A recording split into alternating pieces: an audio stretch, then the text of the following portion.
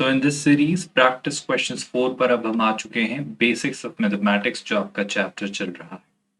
IIT JEE mathematics की preparation आपको करवाई जा रही है बिल्कुल फ्री ऑफ कॉस्ट। ये प्रोग्राम आपके लिए एक सेल्फ बेस्ड प्रोग्राम है। ये वीडियोस हमेशा आपके लिए यूट्यूब चैनल पर अवेलेबल होंगे जिन्हें आप अपने कन्वीनियंस के अकॉर्डिंग देख सकते हैं।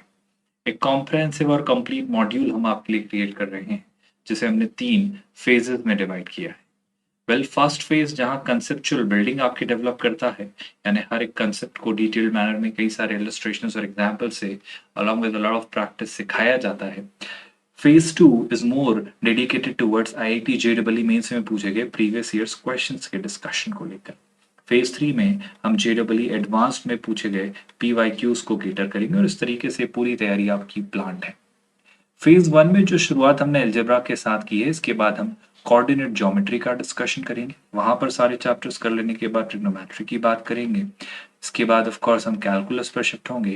देन अंत में वेक्टर्स इन 3D के साथ फेज 1 को कल्मिनेट करेंगे। ये जो प्रैक्टिस क्वेश्चंस का सिलसिला हमारा बेसिक्स ऑफ मैथमेटिक्स में चल रहा है, आज के लिए ये रहा आपका पहला सवाल। मेरा हमेशा से ये कहना है कि इन क्वेश्चंस को जरा गौर से देखिए और समझिए और बताइए क्या आप चीजें क्लैरिटी के साथ देख पा रहे हैं कि इस क्वेश्चन में कैसे क्या थॉट डेवलप किया जा सकता है। आप क्या ये बात समझ पाते हैं जब आप देखते हैं y minus x square minus 1 को अंडर रूट के अंदर लिखा हुआ, तो क्या आप ये कंक्लूजन नहीं दे पाते कि सर अगर ये एक्सप्रेशन अंडर रूट के अंदर लिखा हुआ है मतलब इस एक्सप्रेशन की जो वैल्यू है y minus x square minus 1 this will always be greater than zero, equal to zero, क्योंकि अगर ये नेगेटिव हुआ तो फिर अंडर रूट के अंदर इसके रहने का कोई औचित्य नहीं है। तो पहली तो कंडीशन या कंस्ट्रेंट यही हम रखेंगे, यानी मैं हमेशा ये कहूंगा कि y जो है आपका 1 प्लस एक्स स्क्वायर से तो बड़ा रहने ही वाला है। Do you all agree with this? अगर मैं यहाँ पर आपको थोड़ा सा एक छोटा सा आइडिया देने की कोशिश करूं, भूल जाओ सारी बातें, क्या आप इतना नहीं सोच पा रहे कि अगर x की कोई भी रियल वैल्यू मान लेते हैं, लेट्स से x कोई भी रियल वैल्यू लेता है, डू आई नॉट थिंक कि एक्स स्क्वायर तो हमेशा जीरो या जीरो से बड़ा होगा? And in that case can I not conclude कि एक्स स्क्वायर प्लस 1 तो हमेशा 1 या 1 से बड़ा होगा? यानी x की कोई भी रियल वैल्यू के लिए मैं इतना तो एटलीस्ट कह सकता हूं कि अगर y 1 प्लस एक्स स्क्वायर से बड़ा है और 1 प्लस एक्स स्क्वायर अगर 1 से बड़ा है तो y will eventually be greater than equal to 1, which means 1 would be the minimum value of y in case अगर x कोई भी रियल वैल्यू लेता है। Can I conclude first of all this particular part? ये तो हमेशा ही I think कहा जा सकता है, किया जा सकता है बिना किसी हेजिटेशन के। And if this part is very well understood by all of you, proceeding further अब मैं अपने इस पार्ट की तरफ आना चाहता हूं कि आपने इस पर्टिकुलर पार्ट को तो वर्कआउट किया, मतलब इसके थ्रू हमने थोड़ा सेंस बिल्ड किया कि क्या चीजें, क्या पॉइंट्स, क्या स्टेटमेंट्स कहे जा सकते थे। नाउ अगर इसे थोड़ा और रिस्ट्रक्चर किया है, जो डेटा हमें दिया गया है दैट्स cos x है ना, minus of course y square. अब अगर मैं ये वाले पार्ट को, जो आपका रिमेनिंग पार्ट है, अगर इसे इस तरफ शिफ्ट करता हूँ तो that's under root y minus x square minus 1। I hope you are comfortable with whatever I have written so far. Now what I am trying to make you understand is, क्या आप ये बात सोच पा रहे हैं कि आपके पास ये जो लिखा गया नंबर है, this expression over here, under root over y minus x square minus 1, आपका cos x minus y square हमेशा इससे बड़ा है। Do you all get that?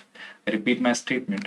यहाँ पर ये जो लिखा हुआ है cos x minus y square, it is always greater than equal to y minus x square minus 1। And if that is so, can I not conclude one more particular thing कि cos x minus y square को लेकर भी मैं अपना opinion जाहिर कर सकता हूँ? यहाँ पर टेक्निकली जो ऑब्जर्वेशन मैं आपको देना चाह रहा हूँ वो ये कि आप मुझे एक छोटी सी बात बताएं, क्या आप ये कंक्लूजन मुझे दे सकते हैं कि cos x की मैक्सिमम वैल्यू क्या होती है स्टूडेंट्स? तो आप कहेंगे सर cos x की मैक्सिमम वैल्यू होती है 1। अच्छा, y स्क्वायर की मिनिमम वैल्यू क्या होती है स्टूडेंट्स? तो आप कहेंगे y स्क्वायर की मिनिमम वैल्यू होगी 1, क्योंकि y की मिनिमम वैल्यू भी 1 है तो y के स्क्वायर की मिनिमम वैल्यू भी 1 होगी। तो मैं अगर आपसे पूछूं cos x minus y square की मैक्सिमम वैल्यू क्या होगी, तो आप कह रहे हैं कि सर ये दो टर्म्स का डिफरेंस है, आपने इसे बड़े से बड़ा रखा, इसे छोटे से छोटा रखा, तो cos x की मैक्सिमम और y स्क्वायर की मिनिमम वैल्यू का जब आप डिफरेंस लेंगे तो आपको cos x minus y square की मैक्सिमम वैल्यू मिलेगी। Do you all get that? मतलब आपके पास ये एक्सप्रेशन कुछ इस तरीके से मिलेगा कि cos x minus y square जो आपको मिल रहा है, इसकी, आई रिपीट माई स्टेटमेंट, जो मैक्सिमम वैल्यू है वो जीरो आ रही है। और अगर इसकी मैक्सिमम वैल्यू जीरो आ रही है तो वैसे अगर मैं यहाँ रिप्लेस करूँ कुछ देर के लिए आपको समझाने के लिए, तो क्या मैं नहीं कहूंगा कि जीरो के इक्वल या छोटा होगा आपका expression y minus x square minus one. वहीं दूसरी ओर मेरा नजरिया ये कहता है कि अगर आपके पास under root over y minus x square minus one लिखा है तो अंडर रूट से बाहर आने वाली हर वैल्यू या तो जीरो या जीरो से बड़ी होती है। पर यहाँ कॉन्ट्रडिक्शन है, ये कह रहा है कि ये जीरो के इक्वल या छोटा है, ये कह रहा है जीरो के इक्वल या उससे बड़ा है। शैल आई नॉट से कि अगर ऐसा कोई कॉन्ट्रडिक्शन आता है मतलब ये जीरो ही है, क्योंकि अगर ये कह रहा है जीरो के इक्वल या बड़ा है और ये कह रहा है जीरो के इक्वल या उससे छोटा है, तो कंक्लूजन यही होने वाला है कि ये जो एक्सप्रेशन है y minus x square minus one, this should be equal to zero. I hope ये स्टेटमेंट आप समझ पा रहे हैं कि ये जीरो क्यों होगा। और अगर ये जीरो होता है तो यहाँ से कुछ रिजल्ट्स तो हम ऑफ कोर्स पा सकते हैं जो कि ये होंगे कि y की वैल्यू हो जाने वाली है एक्स स्क्वायर प्लस वन के इक्वल। इस रिजल्ट को तो आप हमेशा याद रखिए ही रखिए। अब दोबारा मैं इस बात पर आता हूँ, गौर से सुनिएगा कि अगर आपका ये एक्सप्रेशन जो है, इस क्वेश्चन को दोबारा मैं दिखा के आपको समझाने की कोशिश करता हूँ, गौर से सुनिएगा स्टूडेंट्स। काफी इंटरेस्टिंग पार्ट अब हम सॉल्व कर रहे हैं इस क्वेश्चन का, कि आपके पास इस क्वेश्चन में ये जो एक्सप्रेशन है जीरो के इक्वल आ चुका है। यानी अब जो बचा है एक्सप्रेशन कौन सा, cos x minus y square, ये आपका जीरो से बड़ा है। अरे भाई अभी हमने डिस्कस किया cos x minus y square की तो मैक्सिमम वैल्यू ही जीरो होगी, और ये कह रहा है कि ये जीरो या जीरो से बड़ा होगा। दोबारा कॉन्ट्रडिक्शन आपको दिख रहा है क्या, कि एक कंक्लूजन से हमें पता चला कि cos x minus y square zero या जीरो से छोटा होगा, और क्वेश्चन में गिवन डेटा के according cos x minus y square zero या जीरो से बड़ा होगा। So do you not think यहाँ से भी यही कंक्लूजन दोबारा सामने आता है कि cos x minus y square भी जीरो के इक्वल होगा। Do you all get that. और जब आप cos x minus y square को जीरो के इक्वल रखते हैं तो आप काफी सारी लर्निंग्स बिल्ड करते हैं कि ऐसा कब होगा। cos x minus y square zero कब होगा स्टूडेंट्स, आई वुड से ये तब होगा जब cos x और वाई स्क्वायर इक्वल होंगे। अगर मैं cos x और वाई स्क्वायर को इक्वेट करने की बात करूं तो ये तभी डेवलप होता है कि जब आप समझने की कोशिश करिएगा, अगर आप y को देखें तो y ने कहा था कि वो या तो वन होता है या वन से बड़ा होता है। आई रिपीट, y का ओपिनियन ये था कि वो या तो वन होता है या वन से बड़ा होता है। अब cos x कह रहा है कि वो y स्क्वायर के इक्वल है, तो शैल आई नॉट कंक्लूड कि जो y रहा होगा वो डेफिनेटली प्लस माइनस वन रहा होगा। लेकिन माइनस वन होने का तो स्कोप ही नहीं उठता, क्योंकि y जो है वो वन से बड़ा है। और जैसे ही y वन के इक्वल होगा cos x भी वन के इक्वल हो जाएगा।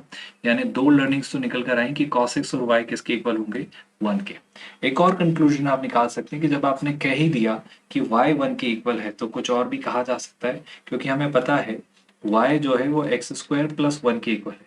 और अगर y वन के इक्वल है यानी एक्स स्क्वायर प्लस वन भी वन के इक्वल है, which means x square zero के इक्वल है, यानी x टेक्निकली जीरो के इक्वल है। सो इस इक्वेशन को जब आप सॉल्व करेंगे तो आपको तीन रिजल्ट्स मिलते हैं। पहला रिजल्ट x जीरो होगा, दूसरा रिजल्ट y वन होगा, तीसरा रिजल्ट cos x भी आपका वन होगा। तो ये कुछ लर्निंग्स आप डेफिनेटली डिड्यूस कर सकते हैं कि x जीरो होगा और y वन डेफिनेटली रहा होगा। इवन नॉट जस्ट दैट, आप cos x को लेकर भी अपना ओपिनियन दे सकते थे कि cos x।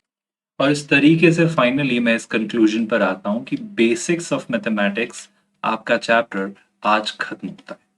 यानी हमने नंबर्स की बात की थी, अगर आपको याद होगा, हमने एब्सोल्यूट वैल्यू फंक्शन की बात की थी, हमने मॉड्यूलस बेसिकली की बात की थी, हमने क्वाड्रेटिक को डिटेल में समझा, हमने इस तरीके से हर एक पर्सपेक्टिव से हर एक चीज को देखा, जैसे कि हमने इनइक्वालिटीज की बात की थी। तो कई सारी चीजें आपको सिखाने की कोशिश की गई इस पर्टिकुलर चैप्टर में।